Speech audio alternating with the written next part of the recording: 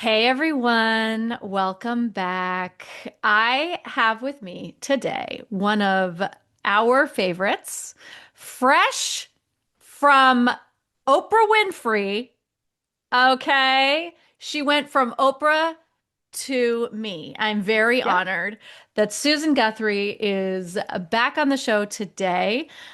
You know Susan, she was a family law attorney for a few decades and mediator. She trains mediators, or she did. Now she's moved on to all sorts of other wonderful, amazing things. But um, our go-to expert on all things the law and divorce, Susan Guthrie, is back with us today. Yay, Susan! Thank you. It's always good to be with the Divorce Survival Guide family and Kate. I'm so happy to be Hmm. here. I am so happy to have you back. Less people think that like Susan and I aren't friends anymore. The problem is we're friends. We just keep forgetting to talk about, you know, business things. Um, Exactly. I brought Susan on today to really break down the biggest confusion, whatever else, that my clients have is how mediation works. When mediation works. Like, should I mediate? Do I need an attorney? But I don't need an attorney because we're going to mediate.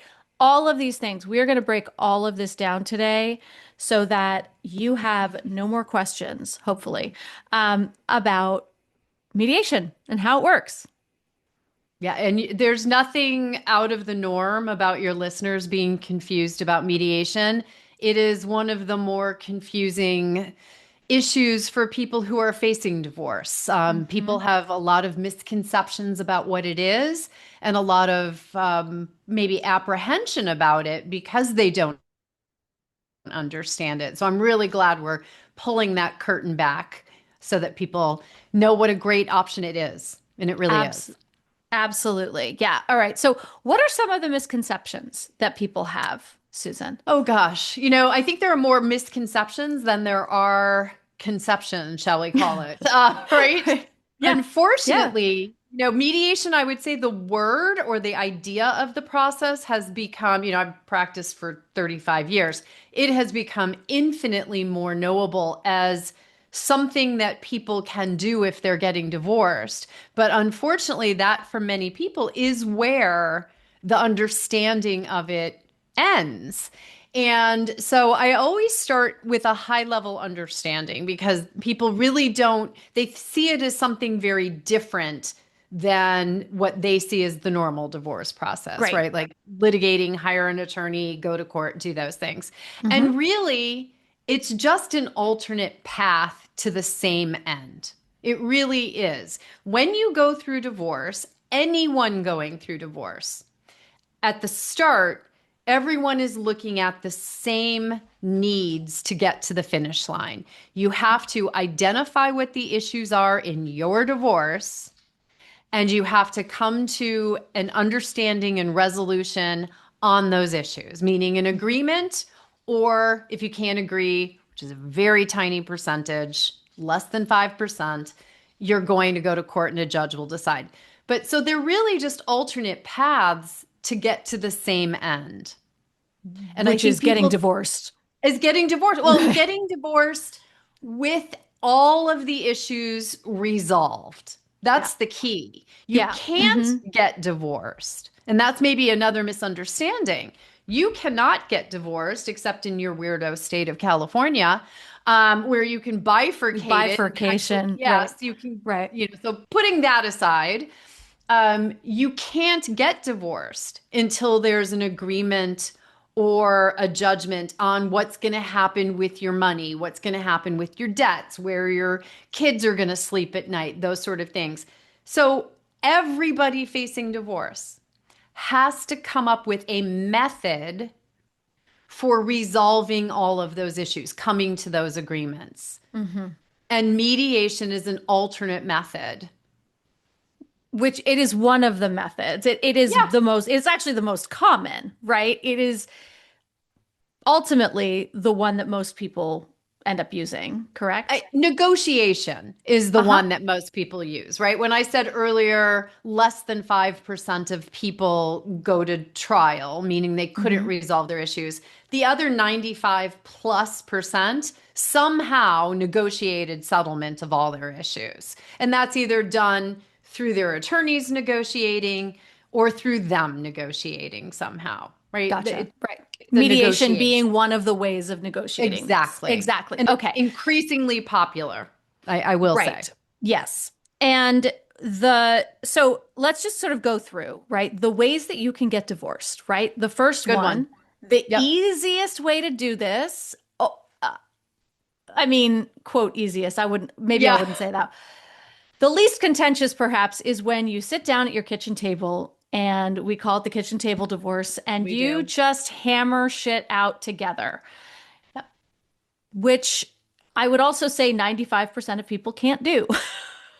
At least Right? 95% of people. And there's good reasons why. And I'll say there's Absolutely. a couple of good reasons. One, you're emotional. And if there's no one there trying to help calm the water when the two of you are emotional, your decisions are probably going to be made out of that emotion and aren't going to be very good ones. Plus, frankly, you don't, when I talked about all those issues that you need to resolve, you don't know what all those issues are. You may know at a Right. high level, we've got a house, we've got some kids, we've got some retirement plans, but you don't know all the sub issues. I mean, you've Mm, worked through divorce judgments, you've looked at people's marital settlement agreements. There are 30 to 50 pages for a reason. It's not because right. there's just these three main topics that you resolved. Oh, you keep the house, I'll keep the retirement, the kids will go back and forth between our houses. Right. Right. Not really all there is. Most people's lives, finances, are much more complicated than that. Much.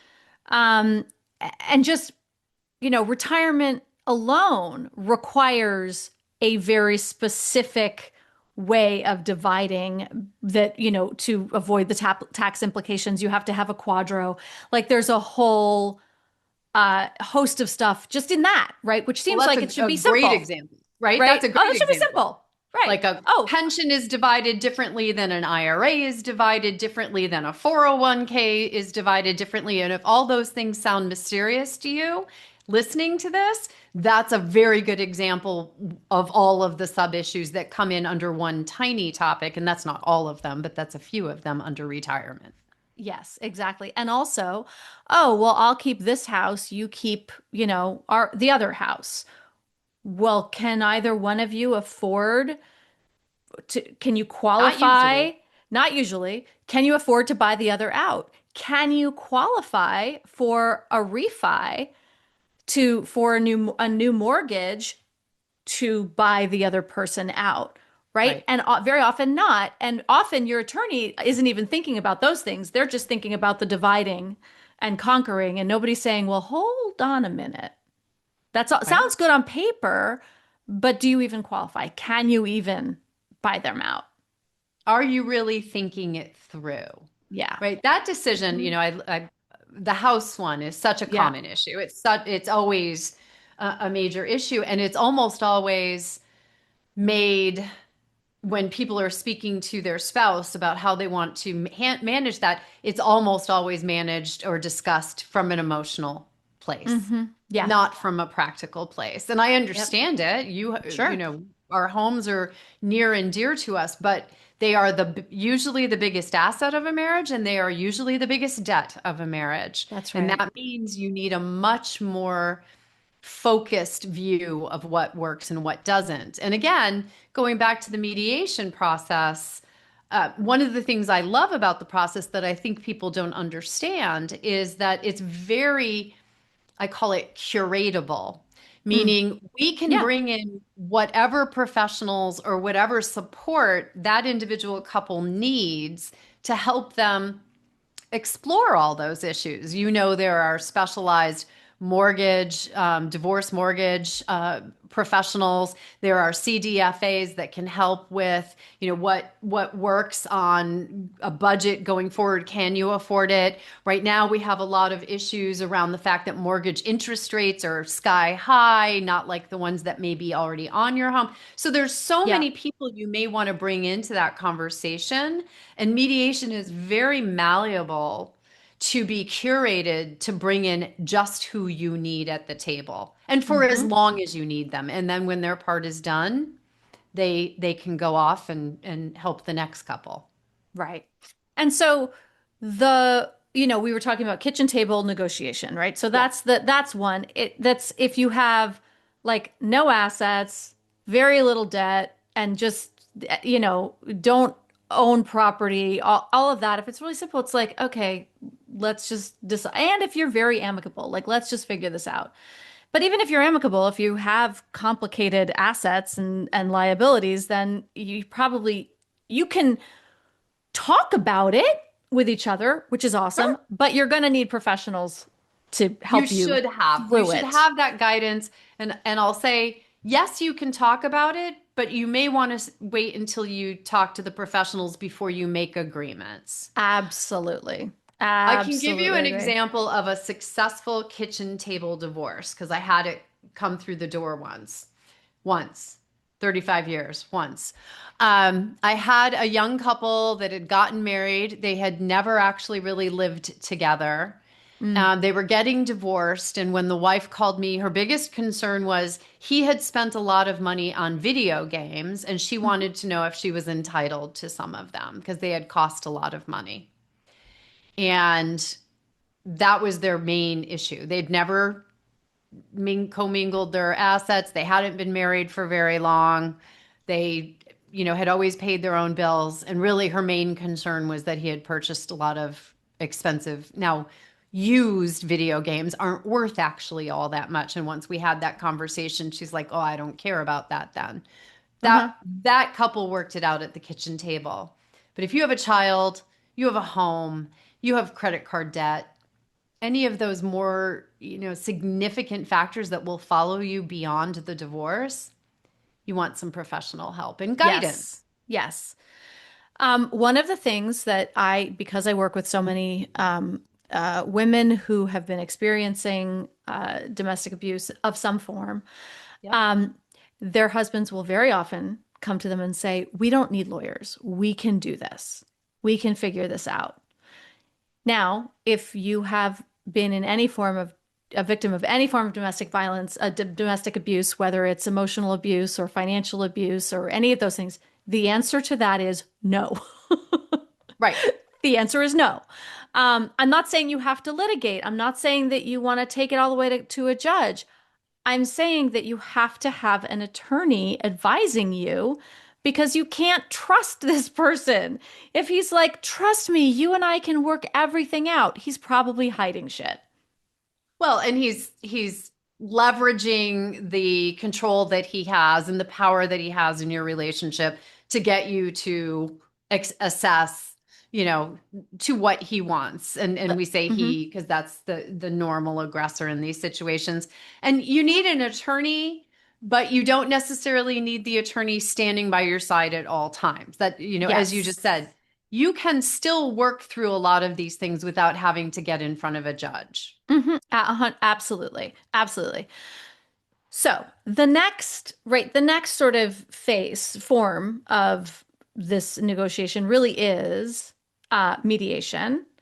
Yes. We also have collaborative divorce. We're going to leave that aside because I've had a few episodes on collaborative. We'll link them in the show notes so you know the difference. There is a difference. Big Collaborative difference. divorce, capital C, capital D, collaborative divorce, TM, is distinct from we want to have a collaborative divorce, right? Yes. There's the descriptor, and then there is the actual title of the format, which is very specific. But in terms of mediation, which is what Susan is an expert on, that's where I want to focus, right? One of the things that I am constantly telling people, and they are very surprised by, is that they should have a consulting attorney, even if they're mediating. As Yeah. in Yes. addition to your mediator, you Who may must, be an attorney.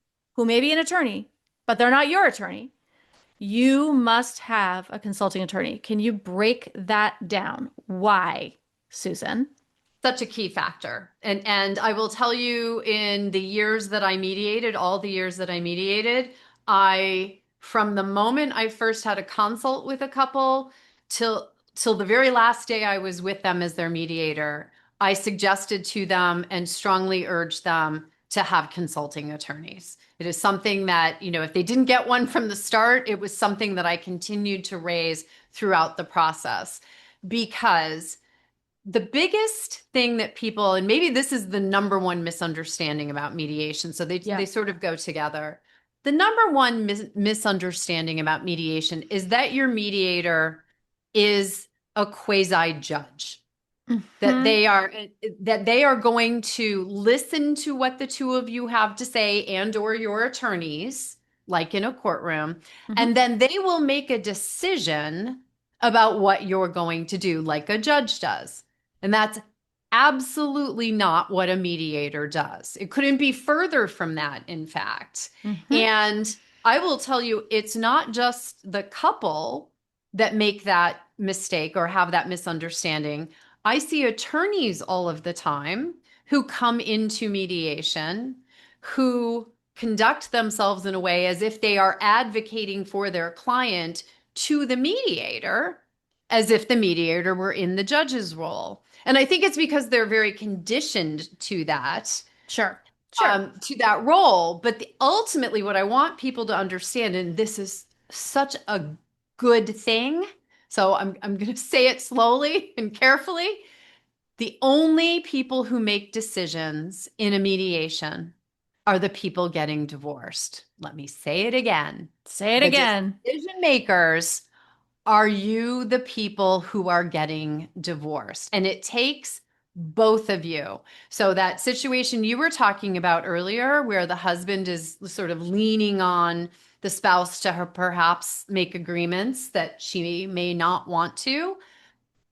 If she doesn't agree, there is no agreement. And so, in that process of reaching those agreements, he will quickly learn in a mediation that's being conducted properly that he has to work with the spouse to problem solve, to come up with solutions in order to come to agreements.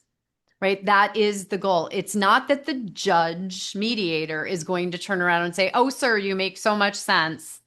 Let's give Right. you everything and give her nothing." That is not mediation. Right. Right. That's right.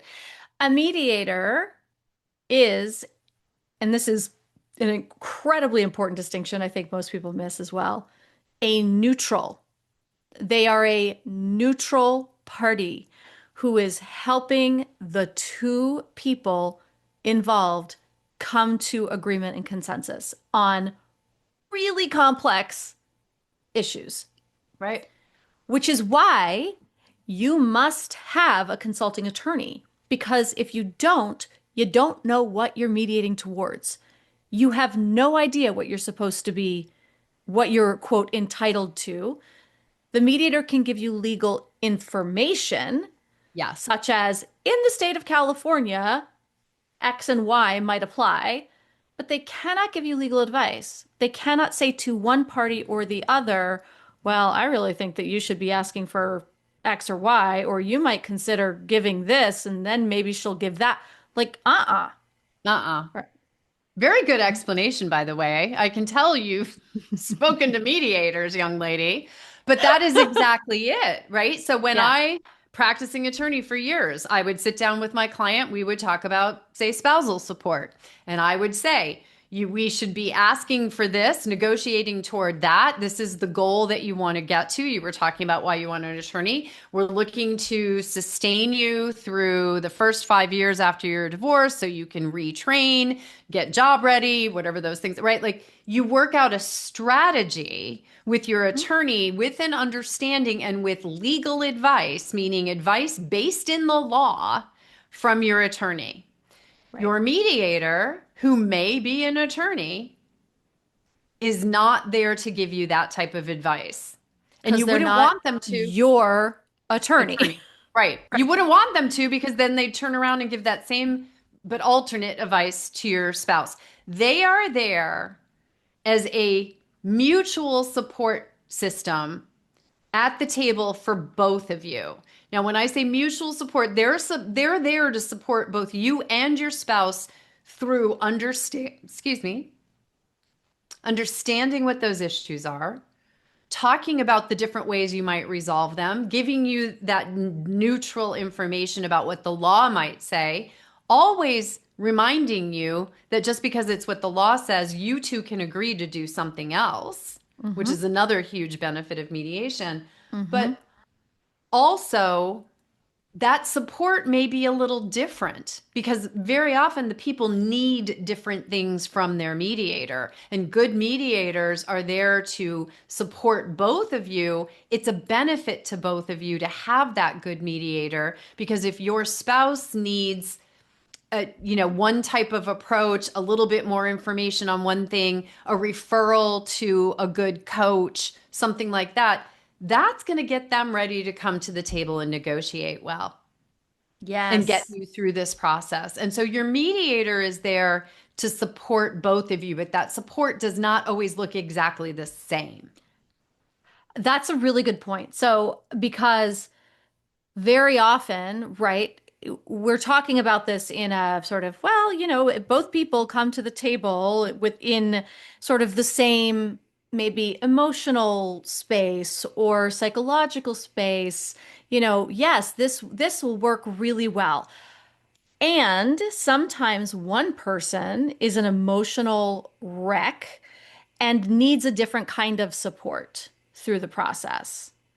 And sometimes that support is, we got to call it for today because this isn't going anywhere. Absolutely. And the call it is very often when a topic comes up that they need legal advice on. Yes. So often in my phrases in my mediation, if anyone out there is listening whoever mediated with me, they heard this all the time. Let's put a pin in it. Let's put a pin Yes. in it. Let's let's write down where we are. Let's memorialize the questions. And then you take those questions, you go to that consulting attorney who is there to give you legal advice. And then when you come back to the table, you're ready to move forward on that issue because now That's right. you've gotten that support you need. That's right. And this is why it's really important. A lot of like my clients, I'm speaking with someone recently who didn't know that they could say in mediation, hey, you know what? I gotta actually run that by my attorney, right? I'm not sure about that. This is your mediation. You are not agreeing to anything that you don't completely and fully understand the legal implications of. So absolutely put a pin in whatever needs to be, have a pin put in it. Pins are important. Yeah. I explain this as the mediator. I will explain to couples that it is far better to put a pin in it, go get the information and the answers that you need, and come back and feel capable and ready to make decisions and agreements than to agree to something in the Mm-hmm. room. Mm-hmm. Go talk to the attorney after who's like, no, you didn't want to do that. You should have done this. And then come back to the table and say, you know what I agreed to? I'm undoing I, that agreement. yeah. That's It's when that's when just, that's when it throws the whole thing off and you could end up in court at that point. yeah, Yeah. not for any other reason other than you didn't know you said you could say, I want to put a pin in it. Right. It's so important. Yep. And in negotiating a divorce settlement, it's rarely a let's talk about this topic, resolve it, Mm-hmm. and move on to the next topic. No, Because, the never. common description is that it's a puzzle and all those Mm-hmm. pieces have to fit together. And so you may not be able to make a decision about how you're going to manage the house until you know what spousal support and child support are going to look like, Right. Yeah. right? Can I And so afford to you keep the shouldn't house? I don't know. decide, Right. yeah, you shouldn't decide whether you can keep the house or not, or you're going to refinance, or you're going to do those things Mhm. until you know what that additional money coming into the household might look like. There's so many moving pieces. And that's the other thing a mediator does as a neutral is Mhm. keeps track of for you both the issues you need to resolve and the progress you're making in resolving them, right? And, Yes. and Yep. keeps that neutral, not scoreboard, that's not the right term because that sounds like there's you're keeping score. Keeps a neutral understanding and running sort of Like total tally. of Yeah. yeah, Right. tally of Yeah. where you are, where you're going, what still needs to be done. Because Hmm. people should also understand that divorce mediation generally is done in sequential time limited meetings, especially if you are not represented by attorneys or you don't have your attorneys in the room with you. I Right. would normally do it in 2 hour chunks because I Hmm. found that that's as long as people can sit in that intense discussion space Yes.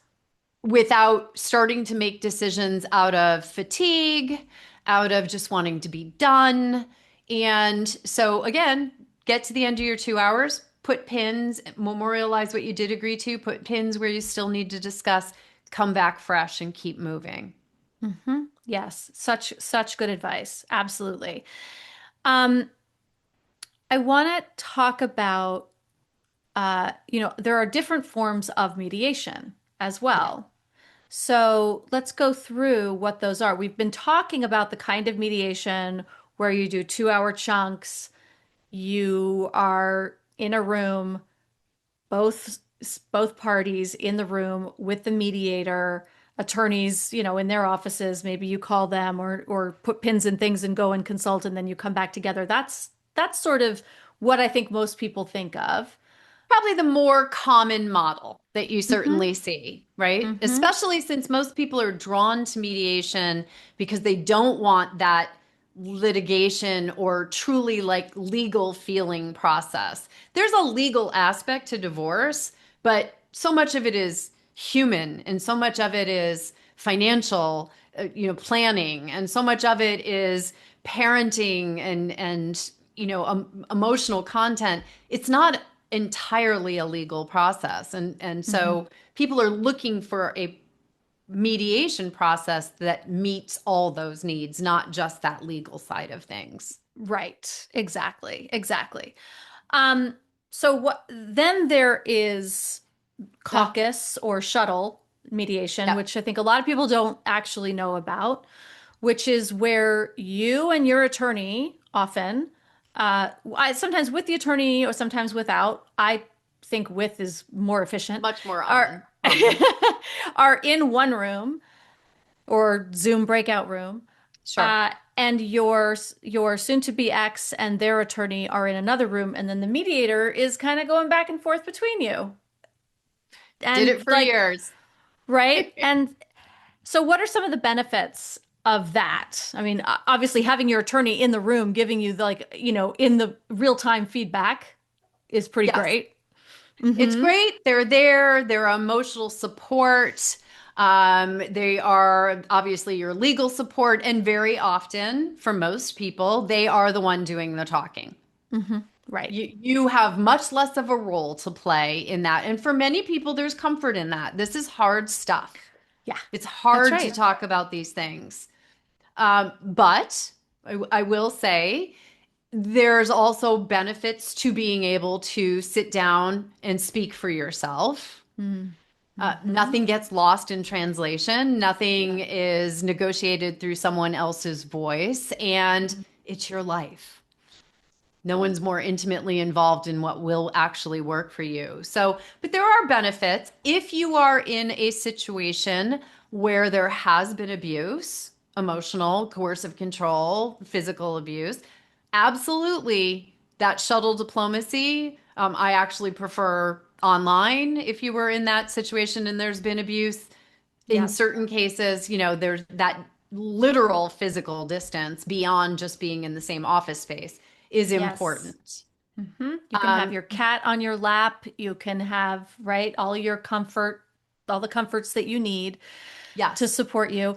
And another benefit of this is that this kind of mediation you can potentially get done in an 8-hour day. It's Or longer. or longer. Or longer. It's exhausting and you're not doing all the work and you are supported. And so you can sort of sustain it for longer. Right.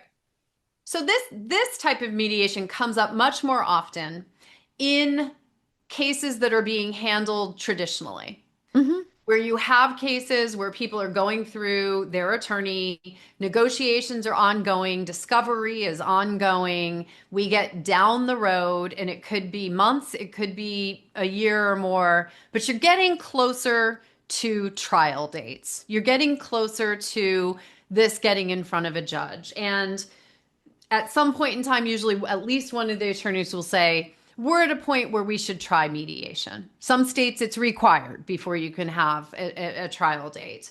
And at that point, the two attorneys usually will agree upon a mediator, and Hmm. you will all troop off to that mediator's office, to their conference rooms, and set up this, shuttle diplomacy sort of approach. And that is when sometimes you've agreed on some things. So we have a limited list of what you do need to finalize. That's almost always because you're close, you've been doing this for a while. Right. Um, and you are in a situation where you really need to get this done because next step is going to trial.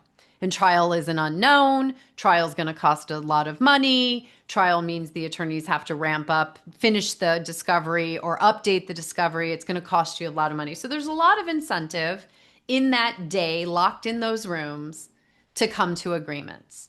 And there's good and bad to that, right? Good to come Right. to agreements. Are you coming to them because they're what work for you? Or are you coming to them because you've been locked in a room with your lawyer for 8 hours and you're just ready to be done with that?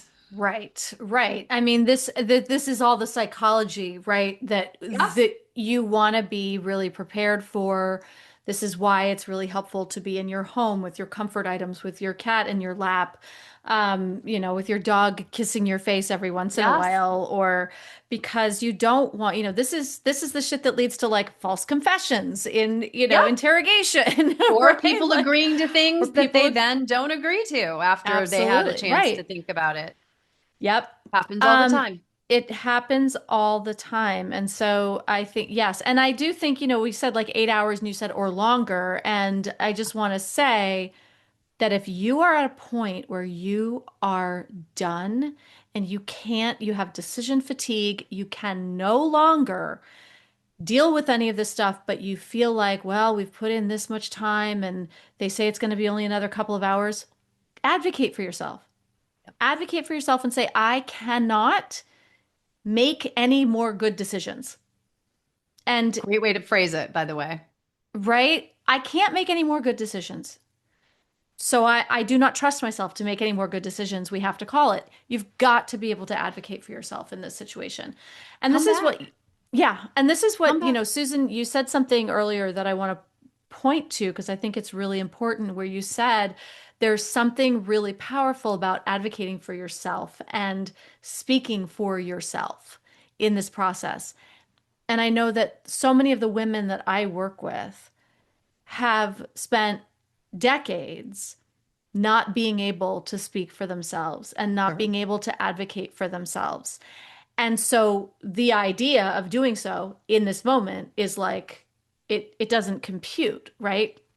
And this is one of the greatest opportunities that you have in this moment, which is to find your voice and stand in your truth and own what is yours rightfully, legally. Right. Um, and, if you need help with that, that's where a coach comes in. That is what a divorce coach does. That is my Absolutely. job, right? Helping you find that space because it is the greatest opportunity for emotional growth that you could ever be given. And you're also doing it in the midst of all this craziness and upheaval and pushback against the person who you have not fought back against for so long, right? Yeah, It's a tall ask. it's It's a huge. tall ask, but it's so important. Well, I've been in the room and seen the power, right? I've Hmm. seen it when somebody is able to own their truth, stand in that moment, Hmm. and say what they need to say. Yep. And only you can really do that for yourself. I've also advocated for clients, right? I've stood in Hmm. courtrooms, I've stood in arbitration hearings, I've talked to other attorneys about my clients' needs and advocated for them.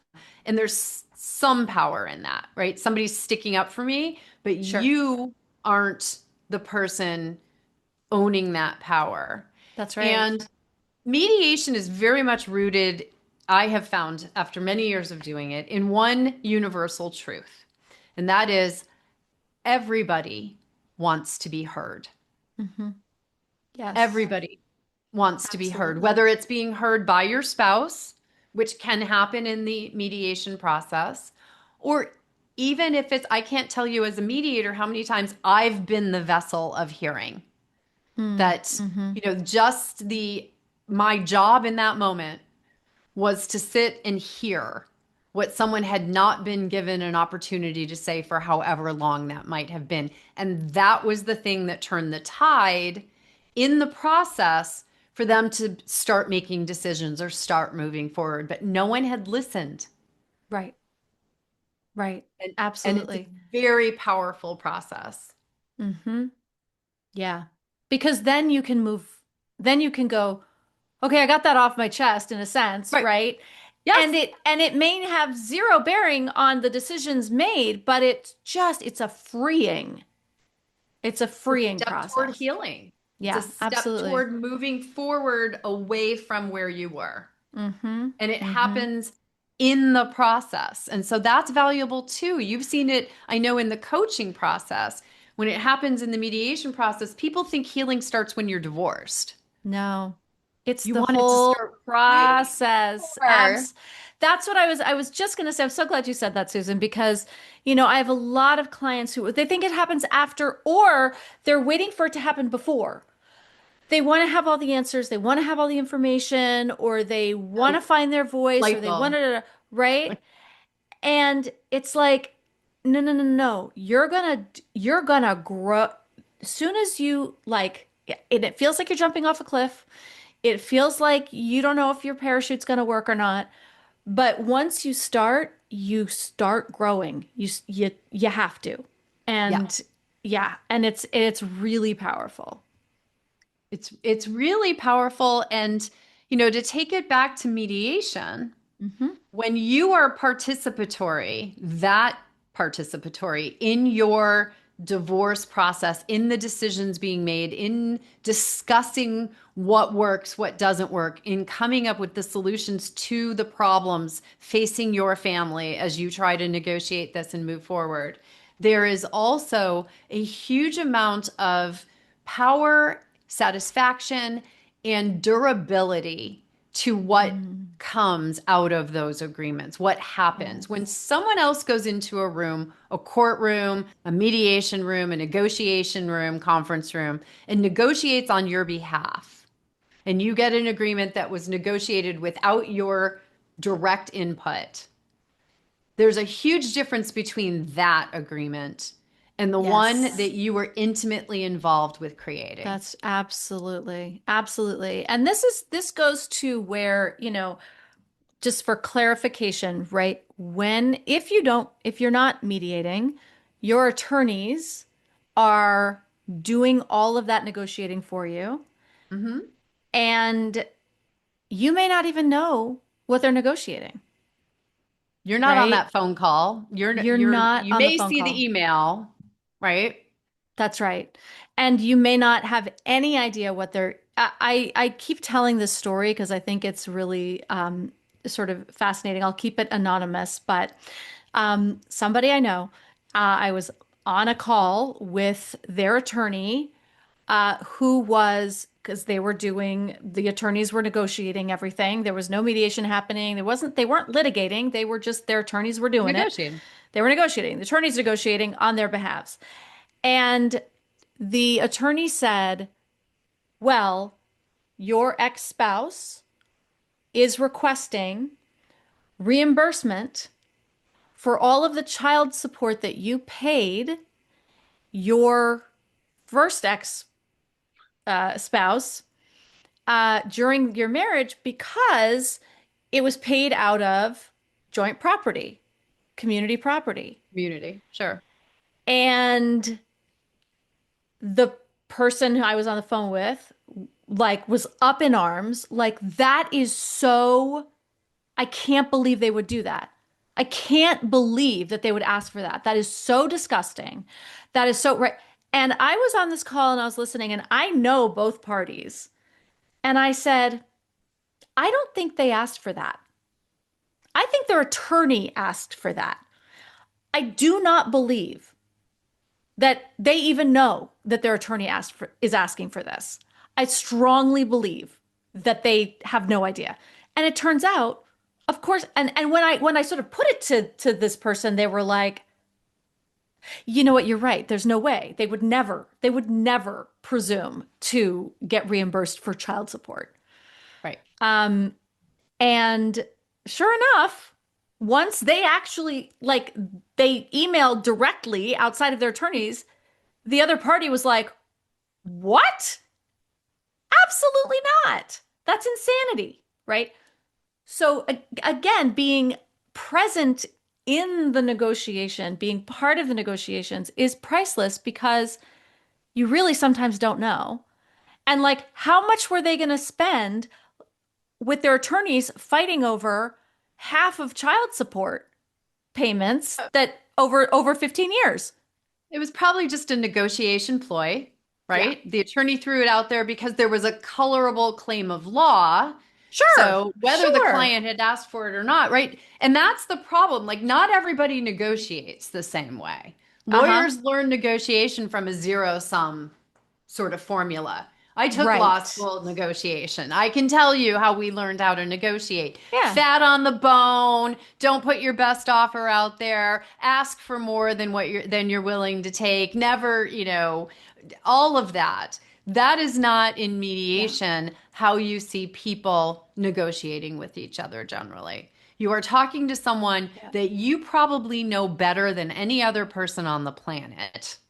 Right. And you are talking to them about things that are mutually important, like your children, right? You know how they feel about your children, that you know right? So you have that ability to speak to them in that moment, either through a screen, across the table, and you're talking to them Mm. about these things. And that there's power there as well because you're also going to hear things from them. And I, again, can't tell you how many times I have heard something happen in a mediation where one spouse will say to the other one, I have to tell you that really hurts me that you would say that. It's this, it's that, it's da, da, da, da, da. And the other person said, I never really thought about it that way. Yep. I never really saw it from that point of view.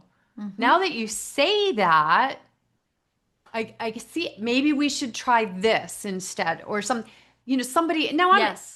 that magic moment doesn't happen every minute of every day, but it would never have happened if your attorney was speaking for you. Absolutely. 100%. 100%. Susan, the other thing that people are constantly asking me is like, I have mediation tomorrow. I have no idea what to expect. How does the process work from from day one, from moment one?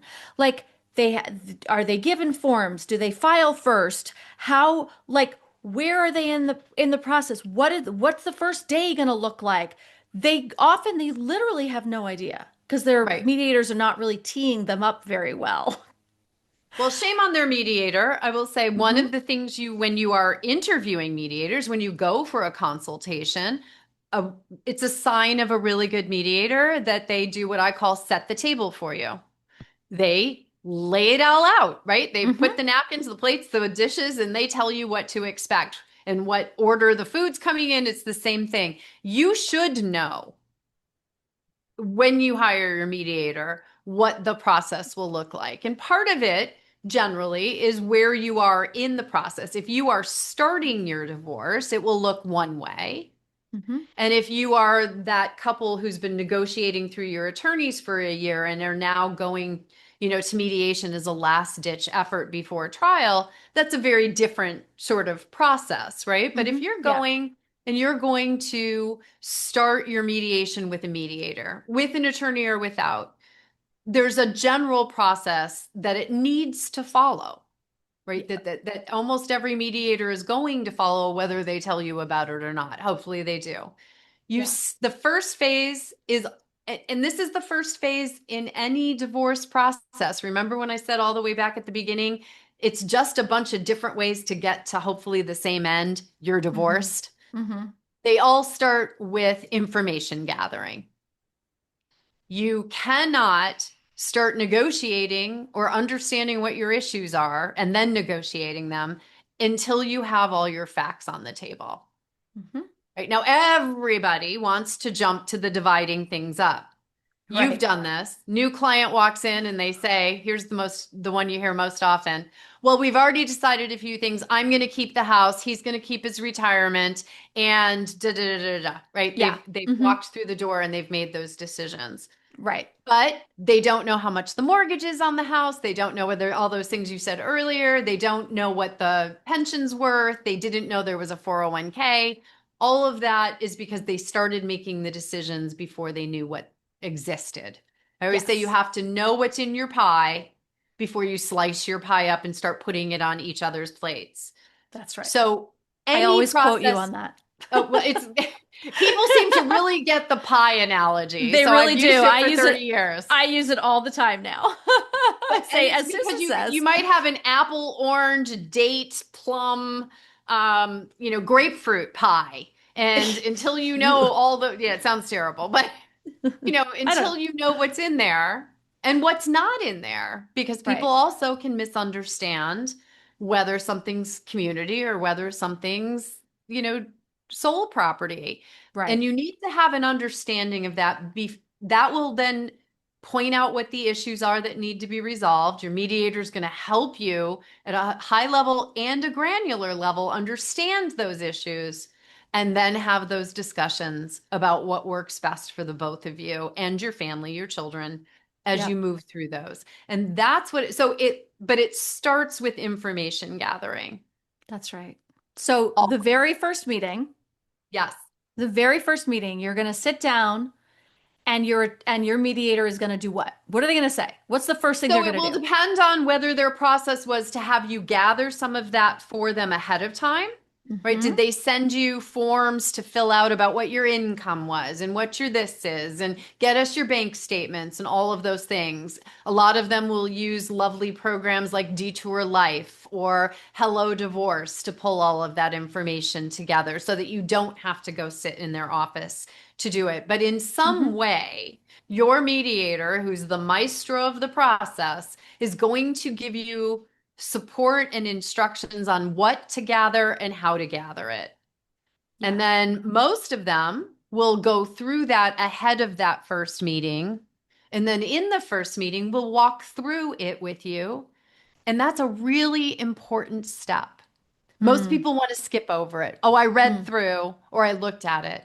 And it's so important to understand that pie because very often you think you understand, you don't understand. And it's where the issues start to be explained to you Hmm. because you, as a layperson, don't really know all of the things that go along with the house, all the things that go along with the pension, all the things that go along with the credit card debt. And Hmm. so your Right. mediator in that moment, in that neutral way, is going to start making a list of all of the issues you need to resolve. Right. We call it agenda setting, or they may have a different name for it. Hmm. And then you're going to prioritize what order you want us to talk about those things.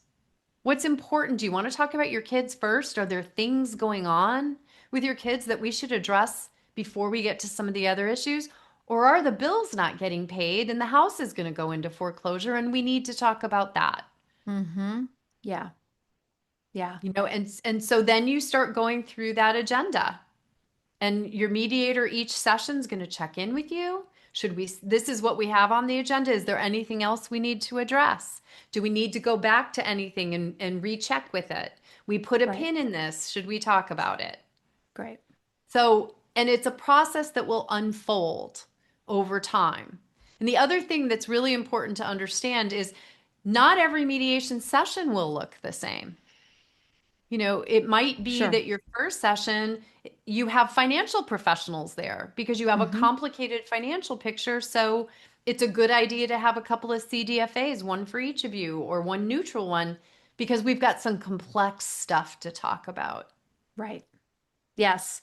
And you might bring in a co-parenting specialist to help you guys figure out, custody negotiations, things like Yeah. that. Yeah. Yeah. And look, if You- this all sounds like crazy expensive, right? Because it's like, oh my God, how many fucking professionals do we have in this kitchen? Yes, it is. It can be. And it'll be more expensive if you don't get it right the first time and you have to go back to court and refile, or it gets kicked back by the judge who's like, I cannot sign off on this because it's absolutely, skewed in one direction or another, which is rare. Like a judge, they don't do that. Like, but they do if it is completely unfair, right? Or it costs you money because you made decisions that you really shouldn't have made, Right. which is much more often. Or That's it right. it costs you time or it costs you conflict. The two drivers of expense in divorce, and one's related to the other, is time. Time, the longer your divorce goes, the more money it's going to cost. It's Yep. just time. And what drives it taking a long time? This is the number one driver, conflict.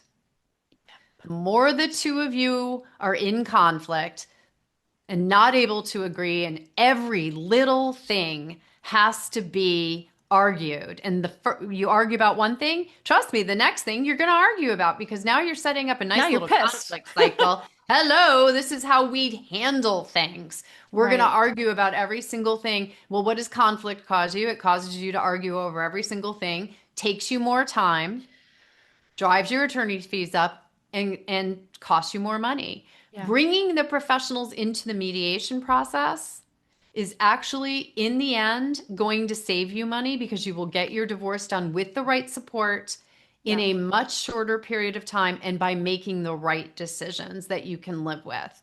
And Hmm. you will probably never know how expensive that other kind of divorce would have been if you two had gone down that other path. So you're going to think the check you wrote for your mediation or the checks you wrote for your mediation were a lot of money. But take it from Kate and I, who have seen both kinds of divorce. Hmm. That divorce is always going to be less expensive than that other divorce that we were talking about Absolutely. where you litigated, it takes 2 years and you argue about. I had a hearing once on the fact that somebody took somebody else's leftovers out of the refrigerator and ate them. And they were supposed to respect the other person's privacy and property within the jointly shared marital home during the pendency of the action. And so one of the people filed a motion for contempt because they took the fish, old fish. I don't even know why we would argue about old fish. Um, but so, Yeah. right? That Right. is a conflict cycle. Those people That's, had argued about everything. So when it came down to the leftover fish, they argued about that too. of course they did. Of course they did. Um, all right, Susan, one last question, because we could probably talk through this forever, but how do you know and who gets to say when mediation is not working and we just are, it's not going to work? Does the mediator get to make that decision? In certain circumstances, the mediator might make that decision, but Hmm. but putting it back in the where the power really lies. Ultimately, mediation is an opt-in process. The two people getting divorced need to agree to come to that table. Hmm. Yes, you can be ordered by a judge to go to mediation. And I want everyone to understand, even in court ordered mediation, 60% of the time, at least, it is successful. It's more than 85% when you opt into it. But generally, the two people agree they want to be at the mediation table. And usually they'll have different reasons for doing it. It doesn't matter. You don't have to have the same reason to be there. You just want to agree to be there. But there are circumstances where the two people will want to mediate and the mediator will say, no, this is not a case that's suitable for mediation. And you know the number one reason why a mediator might say that, and that is in cases where safety is an issue. Absolutely. It is the mediator's responsibility to call it when it is a safety issue for one or both of the parties, but usually it's for one when there is domestic violence, intimate partner violence, Yeah. and the safety of at least one of the parties is, or the mediator, by the way. Right. Mediators Absolutely. have been harmed, lawyers have been harmed, judges have been harmed Yes. in these cases. So Yep. there are definite protocols around if those elements are there. And good mediators, by the way, are going to ask questions when you're seeking their services that will let them know or give them understanding of whether this dynamic exists in your relationship. They may come Yeah. out and ask bluntly, has there been, domestic violence in your case? But they're much more often going to ask questions that you may not even realize are giving them information that lets them understand that this is a case that either needs a special kind of approach and Yeah. understanding and care, because I Hmm. don't want people to think that it can't be That's what mediated. I, right. And that's sort of what I was gonna say next, right? Is that you want, if there is domestic abuse, especially emotional abuse, coercive control, financial abuse, it doesn't mean that you can't mediate. You just need to make sure you have somebody who has some expertise and training in how to handle cases in which there is a power imbalance. Because when you assume that power is equal as a mediator, when it's not, you are putting the victim in danger. Yes. And Yeah. it's all different kinds of danger, right? It can be physical danger, but it can be a financial Emotional, danger, it can be financial, emotional danger, 100%, um, 100%. so Yes. many different kinds. And Yes. frankly, and you know this as well, and I want people to know this. It's I don't know that I've ever in 35 years had a case where there wasn't some power imbalance. Sure. There's Sure. always, and it may flip flop. Here's the Right. general one. Financial, husband has the power. Children, mom has, wife has the power. It very generalized, but we can Sure. have big shifts in power. That doesn't mean that those two people can't negotiate. In fact, they often understand where their power is, and it becomes a matter of trying to, get them Yeah. to work with each other in a new way. That's Mm-hmm. that's a skilled mediator's job. It's Right. when there's actual danger. Danger. Absolutely. Absolutely. And in many cases of domestic abuse, coercive control, financial abuse, it can be safer to mediate than litigate because I, of the way that the family court tends to function and not understand these things. So we are not saying don't do it. We're saying make sure you have someone who understands the dynamics and is very skilled at negotiating with somebody with right. this temperament. Yeah. Find a mediator. In that case, I would suggest finding a mediator who has trained with Bill Eddy, who he has an entire program for mediators. I've taken the program. It's a fantastic program, and it is based upon mediating high conflict disputes. Yes, And absolutely. it's just really critical. You can reach out to the High Conflict Institute and get the name of someone to help you with that. But I love your point and want to emphasize, Kate, that very often, if you are a victim of abuse, mediation is a better option for you if you can, if the Yes, danger can be managed, because the litigation process is used as another tool of abuse by exactly. most abusers. Mm-hmm. And the court Yep. system, I'm not gonna beat up the court system the same way I think everybody else does. I've worked within that system everyone in the system is mostly truly trying to do their best to Yeah. protect people. And that includes our judges and our court personnel and the attorneys who we go in there. Frankly, folks, it's not a great, fun way to make a living, right? We are there because we're trying to help people. Right. Um, but the system itself does have flaws that make, and these cases by their very nature are behaviors that people are very good at hiding. They're Yeah. very good at manipulating, and it's just very difficult. It's not as Yeah. easy as everyone thinks. So, mediation is often a way where these behaviors can be better managed. Hmm. But again, need that I skilled agree. mediator. Need it. All right. Susan, thank you so much for being here, as always, sharing your immense wealth of wisdom. Um, Obviously, Susan can be found at her podcast, Divorce and Beyond, which is a phenomenal, phenomenal podcast that also covers all of this important content. And Susan, where else can people find you? What do you want people to know about you and your fabulosity? Just really the main thing is the Divorce and Beyond podcast website, divorceandbeyondpod.com.